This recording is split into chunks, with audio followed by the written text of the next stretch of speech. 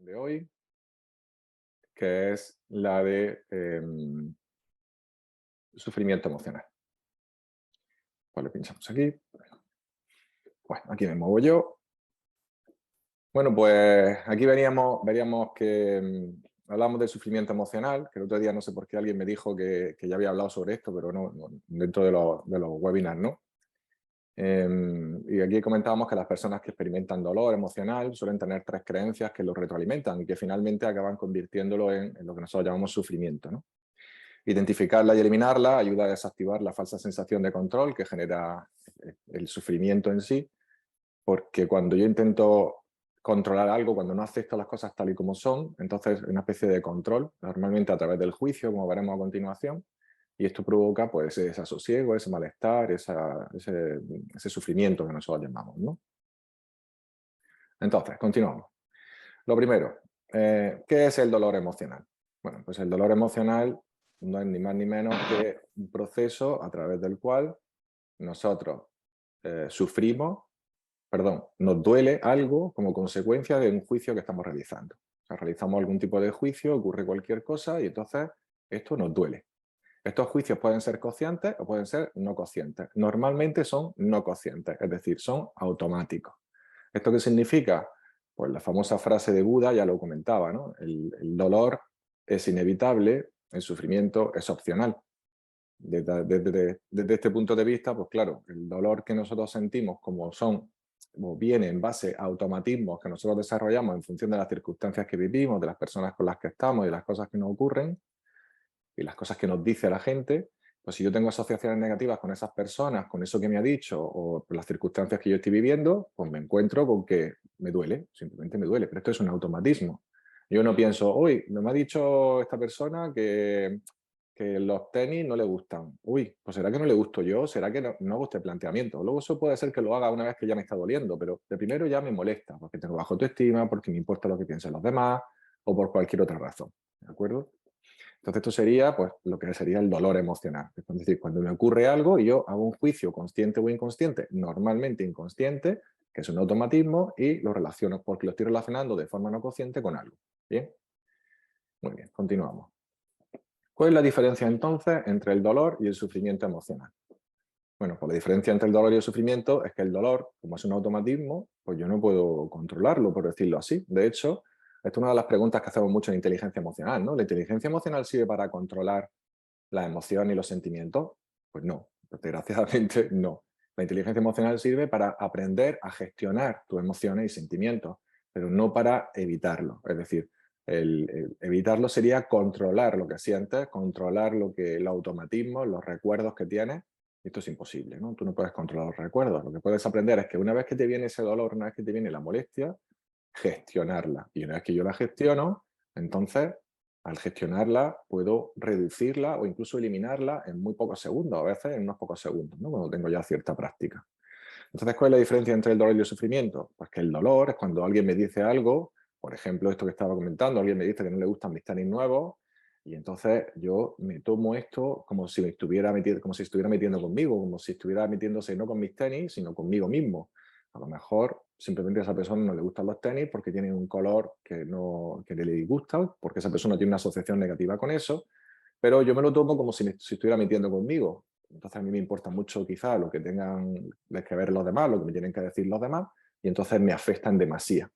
Y no solo no lo gestiono, sino que después de que me duele, me quedo dándole vueltas y no le gustaría a esta persona, pues ya no la voy a saludar, pues fíjate lo que me ha dicho, y empiezo como a darle vueltas y vueltas. Y entonces genero sufrimiento.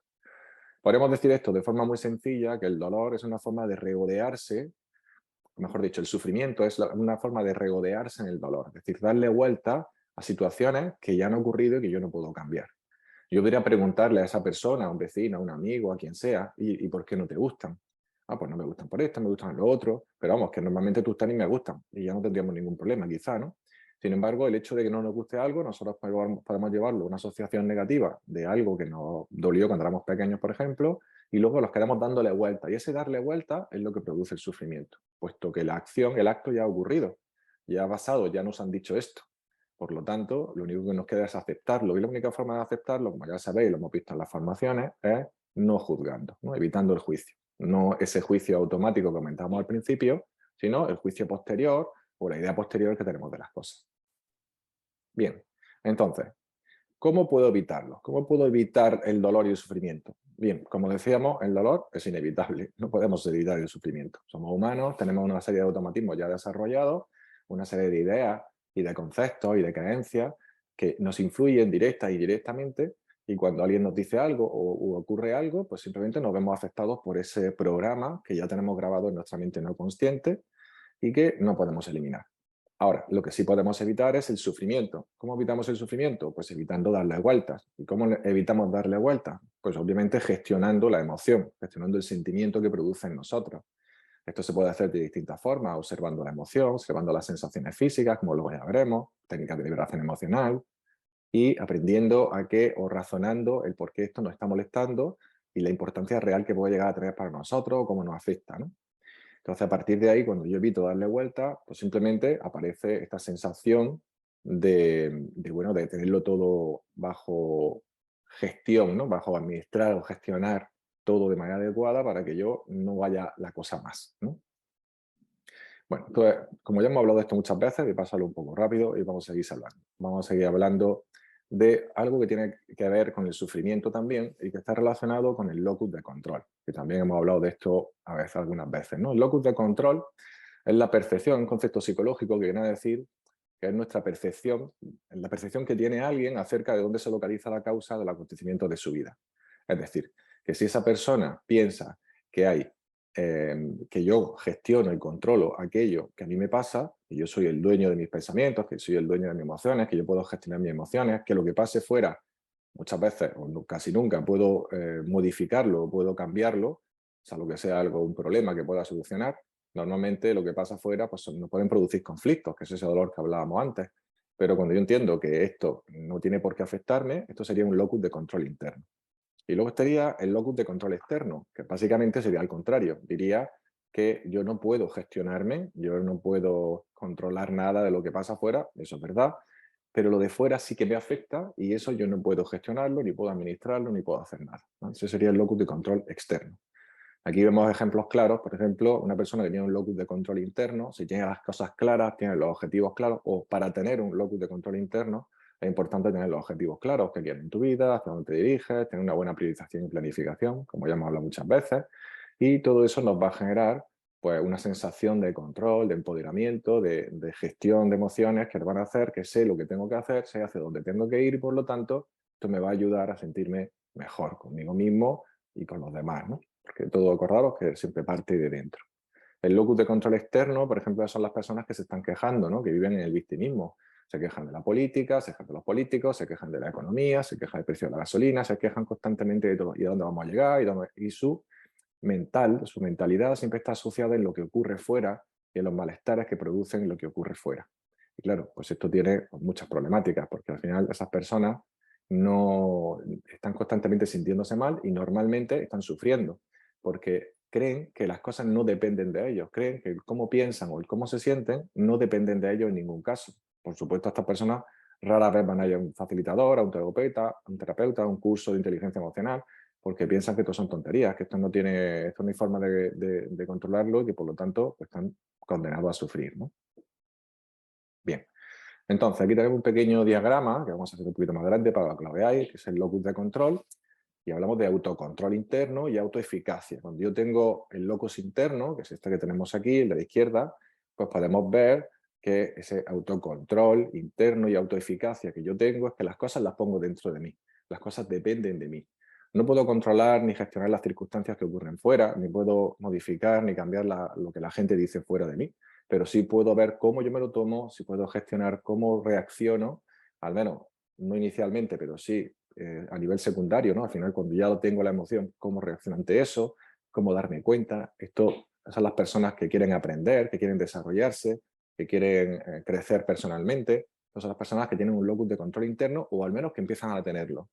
Por el contrario, está el de la derecha, la figurita de la derecha, en los que otros controlan, el locus externo, ¿no? Aquí, por ejemplo, están todas las personas que creen que lo que está afuera le está gestionando, que ellos no tienen suerte, que las cosas por sí mismas no van a salir, que si el gobierno no les da una paga o si no les pasa un tren o si no le enchufa a alguien en un trabajo, no van a conseguir trabajo, que tienen muy mala suerte, que creen en la buena y la mala suerte. y ojo que yo en realidad no creo en la buena suerte, es una palabra que utilizo mucho porque me encanta, ya lo he dicho muchas veces, ¿no? Pero la buena o la mala suerte al final tú te la buscas, ¿no? En función de tu actitud, de lo que estás transmitiendo, de lo que estás creando con tu mentalidad, con tu día a día, con lo que estás haciendo.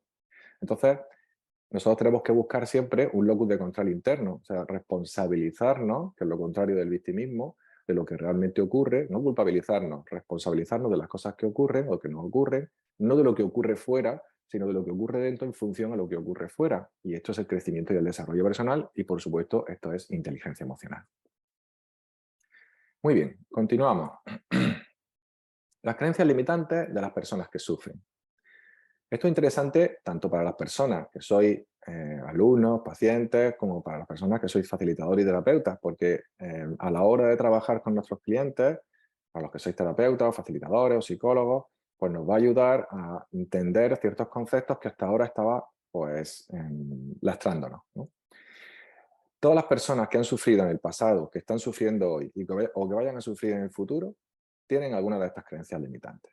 Que en realidad, como luego veremos, no son creencias, son metaprogramas y eso lo explicaremos justo a continuación. A mayor número de creencias limitantes activas, normalmente estas creencias son tres creencias, que digamos que son las que marcan las pautas, pues a mayor número de creencias, si yo puedo creer en una, puedo creer en dos, puedo creer en las tres. Cuanto más estén activas en mí, pues menor serán las posibilidades de que logremos sanarnos, es decir, menor va a ser la posibilidad incluso de que elija ir a que alguien me ayude, ¿no? Esto es un poco, e incluso yendo a que alguien me ayude, yo no voy a ir con la confianza ni con la seguridad, ni en mí misma, ni en esa persona, de que esto se vaya a solucionar. Entonces, por eso son bastante importantes. Entonces, ¿cuáles son estas tres creencias? Bueno, estas creencias que decíamos que en realidad son metaprogramas son, la primera, nadie me entiende. Nadie me entiende. Todos los que estamos aquí hemos sufrido alguna vez.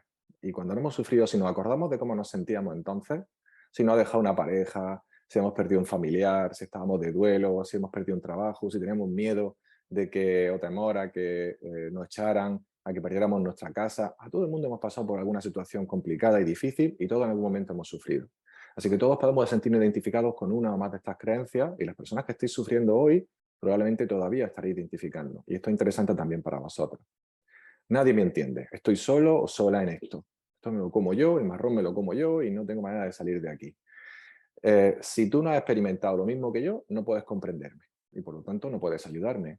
Esto me lo dicen mucho, por ejemplo, las madres cuando llegan a consulta, ¿no? Llegan a consulta y me dicen, claro, tengo un problema con mi hijo, con mi hija adolescente o con mi hija pequeña o con mi hijo. Y le digo, bueno, pues ¿qué puedes hacer esto? Y muchas veces me dicen, claro, como tú eres padre, es que si no eres padre no puedes ayudarme. Es que si no eres padre no puedes entender las cosas. Pues no te hace falta ser padre para ayudarte. Porque al final las estructuras mentales todos tenemos las mismas. O te duele o sufres. Y si estás sufriendo porque no estás gestionando adecuadamente las respuestas que estás teniendo en función de lo que está pasando en tu casa. Quizá porque no entiendes que las personas que están en tu entorno, las personas que están a tu alrededor, son espejos y proyecciones, especialmente tu hijo, de las cosas que tú estás viviendo internamente. Y claro, si no tienes esa información, y aunque la tengas, si no la estás trabajando en el día a día, pues obviamente tú vas a creer que yo no te voy a poder ayudar, ¿vale? Y no solo eso, sino que además, si profundizas en esta creencia, en este metaprograma de nadie me entiende, pues muy probablemente ni siquiera vaya a un facilitador o un terapeuta, porque piensas que yo no estoy mal o estoy mal, pero estoy de lo peor, ¿no? Y esta es una de las segundas creencias, ¿no? Segunda creencia está relacionada con nunca me voy a poner bien.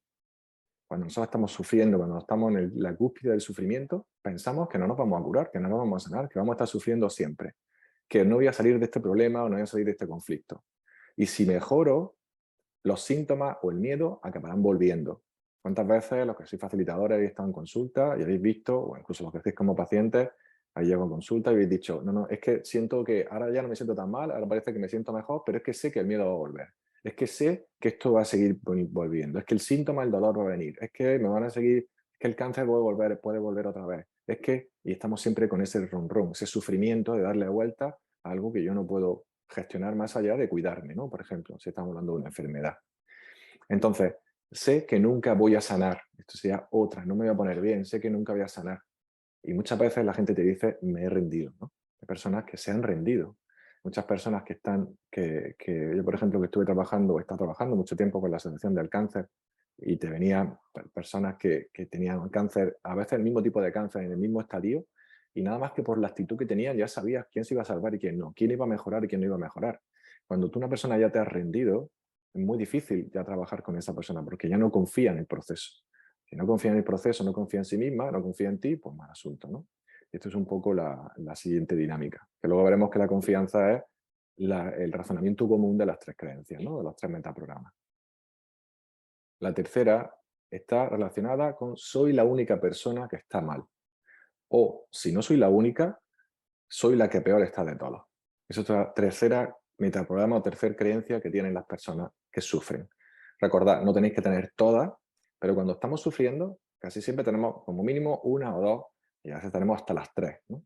Personas que están ya muy mal, que tienen mucha ansiedad, llevan mucho tiempo con ansiedad, no terminan de recuperarse, se están medicando, no terminan de encontrar ninguna solución, o personas que llevan con depresión hace muchos años. Todas estas personas sufren mucho y suelen tener las tres creencias, pero pueden tener una, dos, o la primera y la tercera, la segunda y la primera, la tercera y la segunda, depende. O pueden tener las tres. En cualquier caso, las tres tienen como elemento, digamos, que las conjunta, que las hace iguales, la cuestión de la relación de confianza que tenemos con nosotros mismos y con los demás. Y esos demás, entre esos demás, están por supuesto nuestra familia, están nuestros cuidadores, están nuestros padres, están las personas de nuestro entorno, nuestros amigos y por supuesto los facilitadores, terapeutas, psicólogos, médicos o lo que sea que nosotros estemos abiertos a que nos ayuden, ¿no? Que es el problema, que es que no nos abrimos a ayudarnos, incluso yendo a consulta, ¿no? Muy bien, continuamos. Metaprograma y retroalimentación. Bueno, pues como decíamos, hay una diferencia entre metaprograma y metaprograma y creencias limitantes, ¿no? Una creencia puede ser limitante o potenciadora, esto lo hemos dicho ya muchas veces, no vamos a hablar más de esto. Un metaprograma, que también hemos hablado de esto en el pasado, pero por darle una pasadita para quien no haya visto Hola. otros monográficos, un metaprograma igual que una creencia limitante, pero que afecta a más ámbitos de tu vida. Es decir, por ejemplo, imaginaos que yo pienso que no puedo saltar en línea recta, no puedo saltar más de 1,5 metros. Si yo pienso que no puedo saltar más de 1,5 metros, lo más probable es que ni lo intente. Si es una creencia limitante asociada a mucho malestar, lo más probable es que ni lo intente. Entonces, eso es una creencia que me afecta ¿a qué? Pues al saltar. Pero cuando yo pienso que soy incapaz de hacer ninguna actividad física, pues eso sería un metaprograma, porque una actividad física es muy amplio, es una generalización o sobregeneralización de lo que está pasando, ¿cierto? Que ya me afectaría a cualquier actividad física. O, por ejemplo, decir, no me gusta ningún deporte. Las personas dicen no me gusta ningún deporte o no me gusta el deporte, pues te está afectando a todos los deportes. Un metaprograma es como una creencia limitante que afecta a muchos ámbitos. Un deporte podría ser algún tipo de deporte, a todos los tipos de deportes que hay por debajo de lo que nosotros denominamos deporte. Pero si hablamos de actividad física, ya ni siquiera hablo de deporte, es que no puedo ni andar, ni puedo hacer nada, ¿no? Pues esto sería un metaprograma. Entonces, lo que hemos visto anteriormente son metaprogramas porque te afectan a más de un solo ámbito, no solo al de tu patología, enfermedad, síntomas o malestar o dolor emocional, sino que te afecta a otras muchas cosas porque te está generando sufrimiento en muchas áreas de tu vida. Entonces, se distinguen por cómo nos afectan. Ahora, a ver, un momento, me he pasado aquí. Además, si lo observamos atentamente, podremos ver cómo se retroalimentan. Es decir, si observamos estos metaprogramas o estas creencias limitantes que hemos visto, de yo no me puedo curar, de esto no tiene solución, de no me entienden, de estoy solo en esto, etcétera, etcétera, vamos viendo cómo unas se van retroalimentando con otras, de manera que yo puedo tener inicialmente una y si no hago nada por cambiar, lo más probable es que al final tenga dos, tres y eso me haga sentir especialmente mal, ¿no? Entonces, esta es un poco la dinámica que estábamos hablando. Hay que observar esas creencias, porque si las dejamos actuar en nosotros, es muy probable que finalmente acaben retroalimentándose y acaban generando más problemas o generen una creencia, alguna de las creencias de las tres que no teníamos, o incluso otras que no estaban ahí, menores, ¿no? Creencias limitantes, no metaprogramas. Bien, finalmente, el principal problema de estos metaprogramas son que bajan la autoestima y la confianza que tengamos nosotros mismos, tanto a nivel interno como a nivel externo. ¿Esto qué significa? Que cuando baja la confianza en mí, baja mi autoestima, es decir, lo que yo me amo, esto implica que dejamos de cuidarnos. Las personas que tienen ansiedad dejan de hacer deporte cuando tienen ansiedad. Las personas que tienen depresión les cuesta un mundo hacer deporte y no le dan la importancia que tiene. O no cambian su alimentación. Las personas que tienen cáncer al final cambian la alimentación porque mejor no les queda más remedio. Otros ni lo hacen porque creen que están rendidos y que no van a lograr nada. En fin, pierdes confianza en ti mismo y en los demás. Y cuando influye en los demás, influye que te sientes solo, que volvemos a la metaprograma anterior. me siento solo, nadie me entiende, mi familia no me entiende. Imaginaos, por ejemplo, una persona que tiene una adicción. Normalmente solemos pensar a las personas que tienen adicción, pues son parias sociales, ¿no? Son parias familiares, son la oveja negra. Y todo esto no nada más que hace, nada más que generar más problemas todavía del que ya tienen. Porque obviamente ellos no querrían drogarse si pudieran evitarlo. El más que no pueden. No saben que fumar es mal, saben que fumar es malo, saben que beber es malo, saben que la nicotina, que la heroína, que la cocaína, que la marihuana son malas, pero no pueden evitarlo. Entonces, el hecho de estar generando la extensión y presión, lo único que hace es agudizar el problema, y esto lo hemos visto, los que somos facilitadores, pues infinidad de veces, ¿no? Entonces, la única solución para ayudar a estas personas, con mucha paciencia y con mucho apoyo por parte de la familia, y lo ideal sería que la familia pudiera trabajarse para entender estos conceptos, o al menos que pudiera formarse para poder apoyar a sus familiares con esta serie de adicciones o trastornos que puedan tener, por ejemplo, de la alimentación, que es muy típico también en adolescentes ahora, pues educarlos para poder ayudar a estas personas a no juzgarlas y simplemente apoyarlas en la medida que puedan y darle el apoyo que puedan, porque para decirle algo malo, pues mejor no digas nada, ¿no? Como solemos decir, cuando estás enfadado o estás encabronado, porque no está haciendo lo que tú quieres que haga o lo que a ti te gustaría para que se pusiera bien, pues entonces lo primero que haces es enfadarte y esto, pues lo primero que hace es generar más problemas, ¿no? Entonces, esto lo que hace es que al final las personas que se sienten mal, pues no solo no buscan apoyo en sus familias porque no lo tienen, no se encuentran seguros con el apoyo familiar, muchas veces pierden el contacto incluso con sus amigos y al final se acaban relacionando con los que tienen el mismo problema que esas personas. Por ejemplo, los adictos suelen irse con más adictos, ¿no? Como ya sabemos muchas veces. Y lo ideal sería que salieran de ese entorno, pero ¿cómo van a salir si el resto del entorno les rechazan? Esto es muy complicado.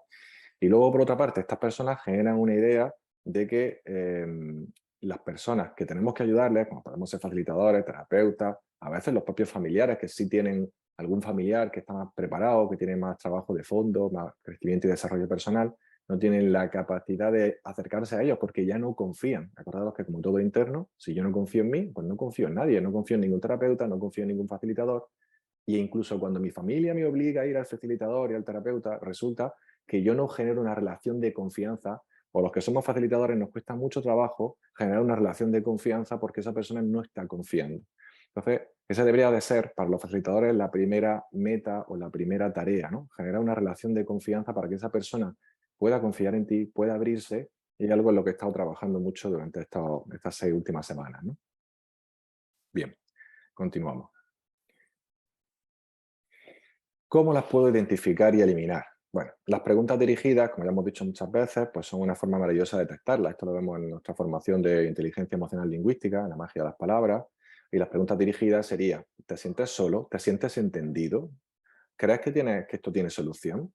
¿Crees que, o creo que tiene solución si yo me lo pregunto a mí mismo, ¿no? Creo que esto tiene solución, creo que esto tiene alguna forma de mejora, creo que me siento acompañado, y todas esas preguntas que nos vamos haciendo en función a esas creencias, que nosotros podemos hacerlo como facilitadores, pero también nos las podemos hacer nosotros mismos si somos pacientes y estamos trabajando o tenemos algún agobio o algún sufrimiento de algún tipo, pues hacernos esas preguntas nos ayuda a colocarnos y empezar a buscar ayuda desde una perspectiva de ganar confianza en que al menos estoy intentando hacer algo, estoy haciendo lo posible por lograr un cambio, y si finalmente decido ir a alguien que me pueda ayudar, pues hacer todo lo posible por abrirme a esa persona.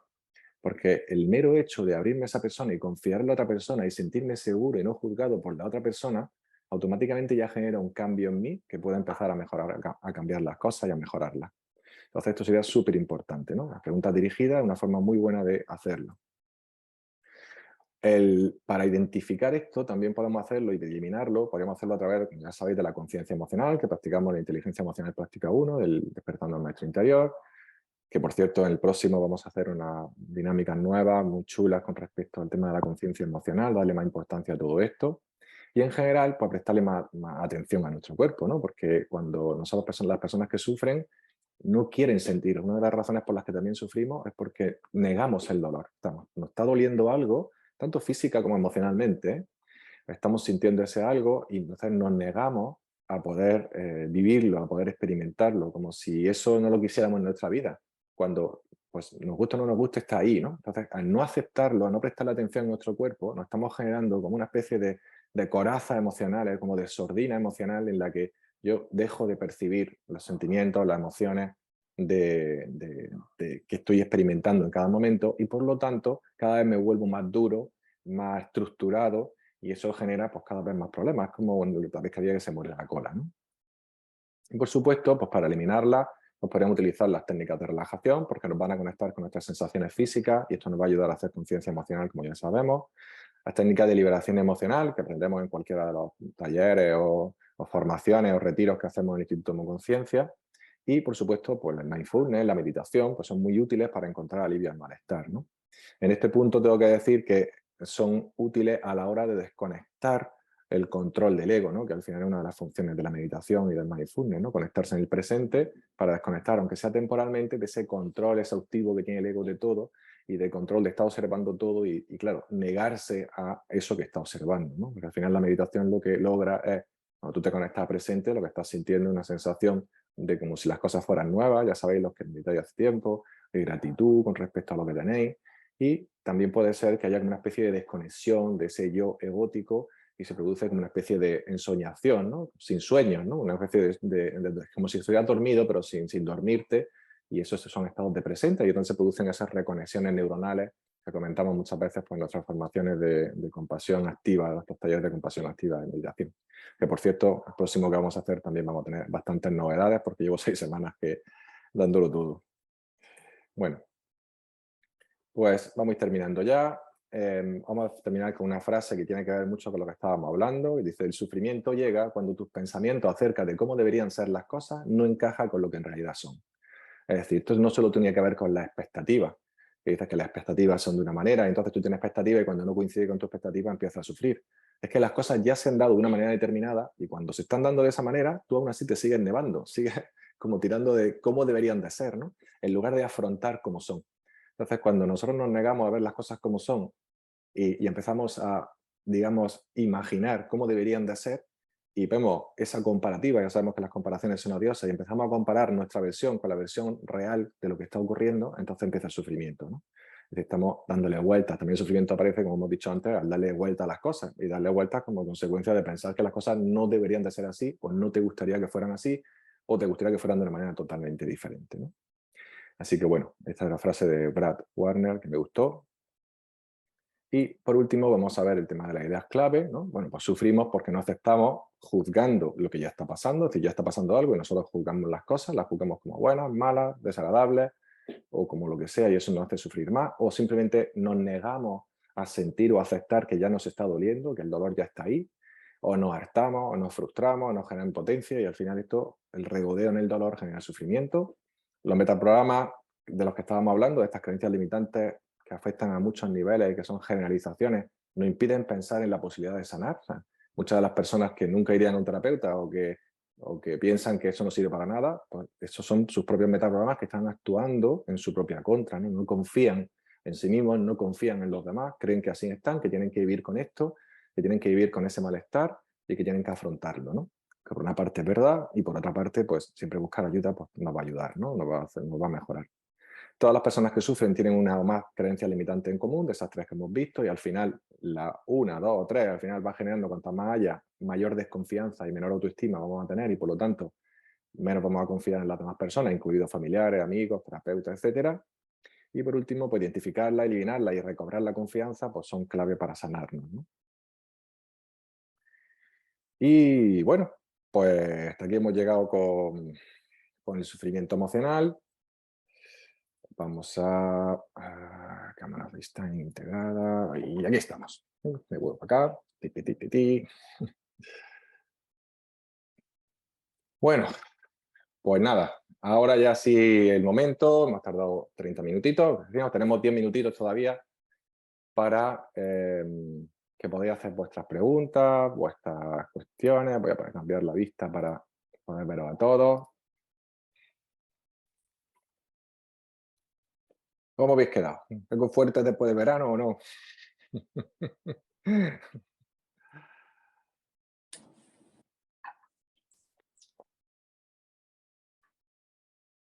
pasa, Antonio? Ahí era que vivimos con fuerza, relajados, pero con necesidad de ser cada día más conscientes y por eso estamos aquí. porque es todo un camino diario.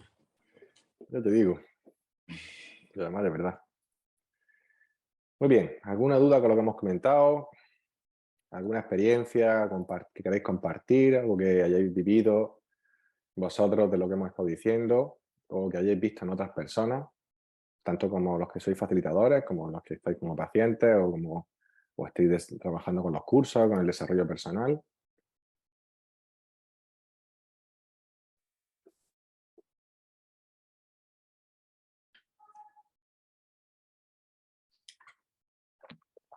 ¿No? ¿Todo clarísimo?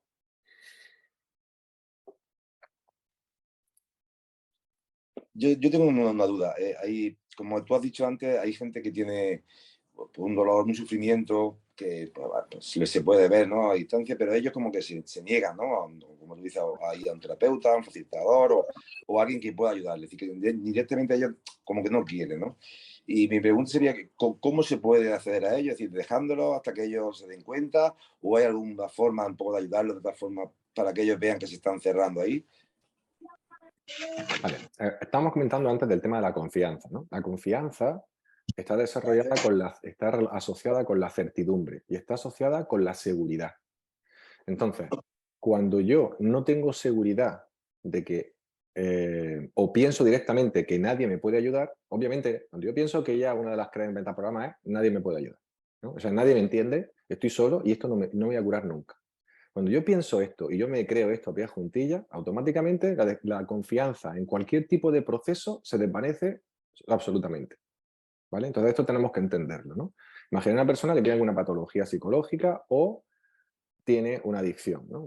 Muy típico esto, ¿no? Pues al momento en el que esa persona tiene la creencia de que nadie puede ayudarle, de que de aquí no hay manera de salir, de que esto es muy difícil, que sí que sabe que algunas personas han salido, pero yo estoy peor que esa persona porque yo lo he intentado 30 veces y no lo he conseguido, y ya he estado en 130 sitios de desintoxicación y sigo teniendo, y nadie en mi familia me apoya, y están todos hartos de mí, y soy un estorbo, y yo me quiero morir. ¿Entiendes? Es imposible que esa persona tenga el pensamiento de que pueda alguien ayudarle y que va a salir de ahí. Es muy complicado. Entonces, tu pregunta está relacionada a qué haces cuando tú estás desde fuera, ¿no? Bueno, pues sí, ¿qué es lo que puedes hacer cuando estás desde fuera? Pues si tú eres una persona más o menos consciente y es una persona de tu familia o una amistad con la que tú te puedes relacionar, el mejor trabajo que podemos hacer como amigos o como familiares con respecto a esa persona es darle un punto de apoyo. Un punto de apoyo, ya decía, ¿no? Arquímedes, ¿no? Se dame un punto de apoyo y mover el mundo, ¿no? Bueno, pues darme un punto de apoyo a esa persona es fundamental porque normalmente no lo tiene. Entonces, ser comprensivo, dar por hecho y ser conscientes de que si no están haciendo lo que tú quieres que hagan o lo que sería lo normal para ti, es porque no son capaces de hacerlo, por muy rocambolesco y muy retorcido que os pueda parecer esto. Entonces, la cuestión está en al menos sentarse con esa persona de vez en cuando y decir, bueno, a ver qué te pasa y por qué está pasando esto y por qué piensas así y por qué tal y por qué cual y darle una muestra de apoyo y es muy importante esa persona. No significa que vaya a cambiar o que vaya a buscar ayuda, pero a lo mejor ya, como yo digo muchas veces, ya se lo ha comido el ego, ¿no? Estas tres creencias están tan inmersivas en él, aunque él o ella nunca lo hayan pensado directamente, están tan metidas en esas personas que ya tienen el no por respuesta, ¿no? Pero al menos el tener un apoyo, alguien con quien hablar que lo entienda y por lo menos que no lo juzgue, sí que puede ser un punto de alivio para esa persona el tiempo que esté contigo, ¿no?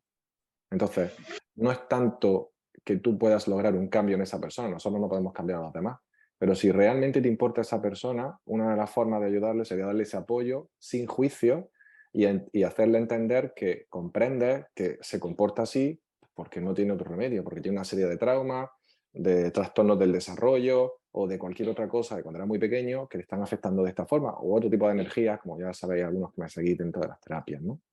Entonces, bueno, pues esta es la dinámica que te podría recomendar. No te garantiza nada, pero al menos a ti no te mete más en la dinámica de ponerte en contra y de sufrimiento, te va a doler, pero quizás ya vas a dejarte de sufrir. Y segundo, te va a reconfortar el hecho de poder ser un punto de apoyo para esa persona, aunque siga haciendo lo mismo, ¿no? Y no sea lo que a ti te guste. Muy bien. Muy bien.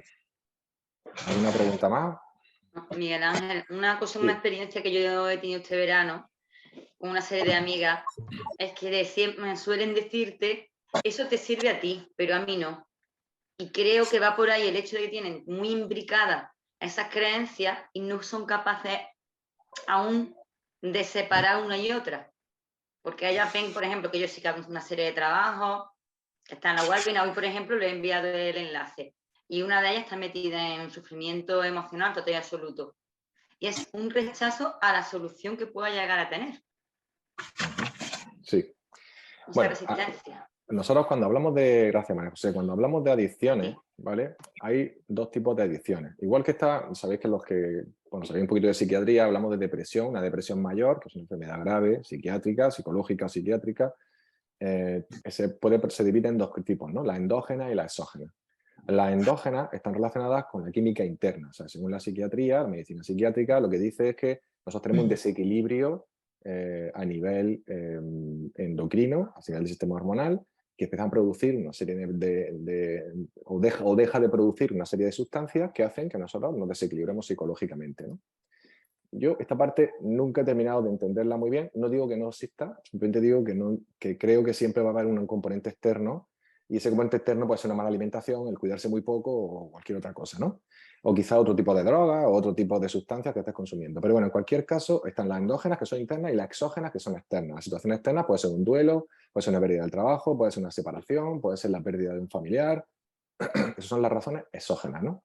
Y dentro de eso, cuando nosotros estamos con personas que no quieren, pues obviamente, como te decía antes, si tú coges esas tres creencias, esas tres metaprogramas, y se las metes en cualquiera de las personas con las que tú estás hablando, es que es muy complicado que puedan salir de ahí, porque la confianza que tienen en salir del proceso es nula, ¿vale? Entonces nosotros nos hacemos la idea, porque nosotros también somos un poco victimistas, ya sabéis que esto es ley del espejo, que es que entonces no quieren salir. ¿Me explico? Pero esto le da muchas vueltas este verano y en realidad no tiene ningún sentido. O sea, ¿cómo no van a querer salir? Claro que quieren salir. Lo que ocurre es que no pueden salir. O creen al menos que no pueden. Y si tú crees que no pueden, pues estás en lo cierto, como decía Henry Ford, ¿verdad? Y al final no vas a salir.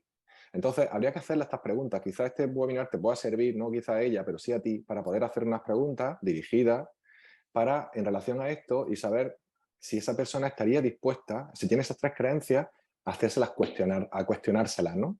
Y se cuestionan a través de una parte de mentalidad psicológica, ¿no? Es decir, no se cuestionan a nivel emocional, se cuestionan a nivel mental.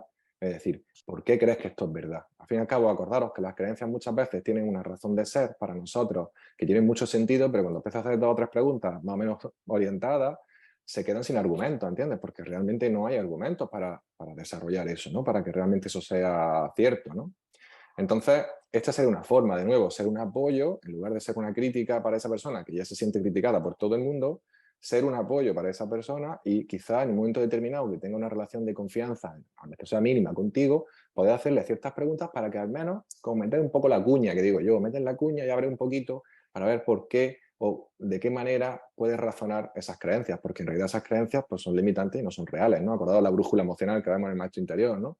Que todo lo que te hace sentir mal es desagradable. Incluso, te interrumpí, incluso la he tratado en algunas ocasiones, las resistencias eran múltiples, se han podido disminuir algunas, sí que se ha podido trabajar alguna situación, pero se siguen enganchando y a lo mejor a un espejo, al cual me está mostrando. Como yo en algún momento de mi vida sí que me enganché al sufrimiento emocional. Sí, lo que te decía antes, y perdona que interrumpa porque ya quería terminar con esto, el tema hay una teoría que tiene bastante lógica para mí, que está relacionada con una adicción a unas sustancias endógenas que produce el cerebro, ¿vale? Entonces llega un momento en que cuando tú te sientes muy mal, estás sufriendo, tu cerebro produce la zona del hipotálamo, produce una serie de neuropéptidos, ¿vale? De sustancias que hacen que son, digamos, antiinflamatorias y sedantes. Entonces, esto es una teoría que llevo ya, que escuché hace mucho tiempo y que ya he visto en varios, este verano precisamente he vuelto a leerlo en un par de libros, ¿vale? Entonces, podríamos tener una adicción a este tipo de sustancias. Pero en cualquier caso, independientemente de eso, nosotros querríamos estar mejor. O sea, si partimos del hecho que es que no quieren estar mejor, ¿entiendes? Entonces, si no quieren estar mejor es porque tienen alguna de estas creencias que le están afectando. Entonces, esto lo vamos a meter ya, pues, no sé si en el nivel 1 o en el nivel 2 de técnica de conciencia lo meteremos también, ¿no? Ya de forma más estructurada y organizada. Pero al final lo importante es que nosotros trabajemos con estas creencias a veces previamente a empezar un trabajo, sobre todo con personas que ya se ven que van a ser complicadas, ¿vale? O que tienen ya mucho fastidio durante mucho tiempo. Porque si no trabajas esas metaprogramas, pues te van a salir un montón de resistencias que van en base a ese metaprograma, ¿me entiendes?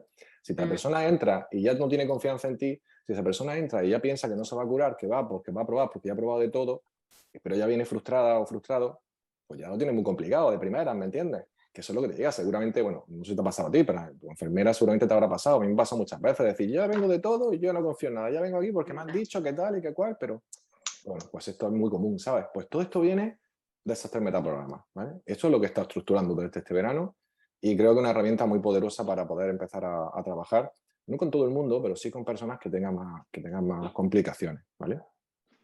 Además, estoy de acuerdo de las sustancias. Somos adictos no a la situación que estamos viviendo, sino a las sustancias que segregamos durante esa situación.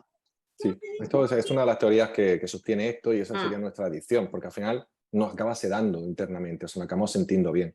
Pero acuérdate que esto tiene que ver mucho con no sentirnos, es decir, no conectar con nuestras emociones, no saber que tenemos esos somáticos, esa propiocepción que nosotros hemos hablado muchas veces, o interocepción, que es la capacidad que nosotros tenemos de conectar con nuestras conexiones viscerales profundas, que al final que hay una conexión directa, ya sabéis que el corazón tiene neuronas, que el sistema digestivo tiene neuronas, pero hay una conexión profunda entre las sensaciones viscerales y la mente. Cuando nosotros nos negamos esas sensaciones, estamos viendo que estamos negándonos a nosotros mismos, ¿sabes? Y entonces esa negación acaba produciendo una evasión de algo y como el dolor va a seguir ahí, yo ya no me fijo en él, pero sigue ahí, me sigo sintiendo mal, pues tengo que buscar algo fuera para poder lidiar con esto, ¿sabes? Al final son víctimas y muchas veces hasta ahora yo mismo me confieso el mea culpa, ¿no? de haber victimizado a esas personas, ¿no? Y ahora empiezo a darme cuenta de que, bueno, todo el mundo evoluciona y yo también, que son víctimas ¿vale? Que de sí mismas y de sus circunstancias. Pero bueno, si tienen trauma o tienen trastornos del desarrollo traumáticos, pues habrá que trabajar con esto. Pero si de primera ya tienen las creencias de que no les va a poder ayudar, de que no van...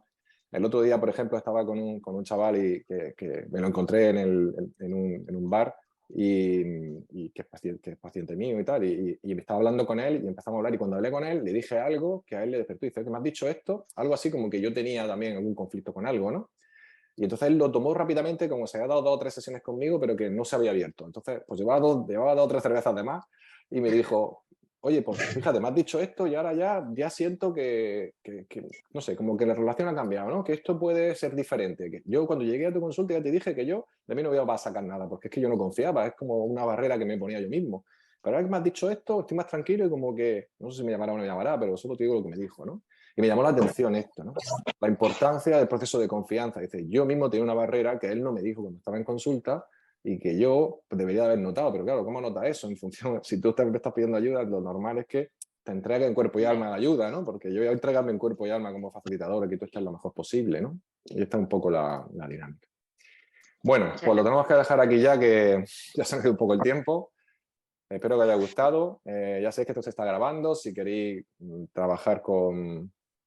queréis seguir trabajando con esto, pues podéis volver a verlo en internet, en YouTube, podéis compartir el enlace. Si alguien quería entrar en la comunidad Emocionándote, que puede escribir a info@emoconciencia.com, conectarse en la página web y conectarse para que le vayan llegando los mensajes de los próximos webinars que hagamos, ya por mi parte el mes que viene, la primera semana si Dios quiere.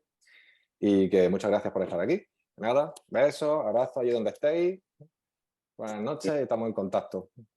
Gracias. Muchas gracias, Chao. Miguel Ángel. Chao. Gracias, un abrazo.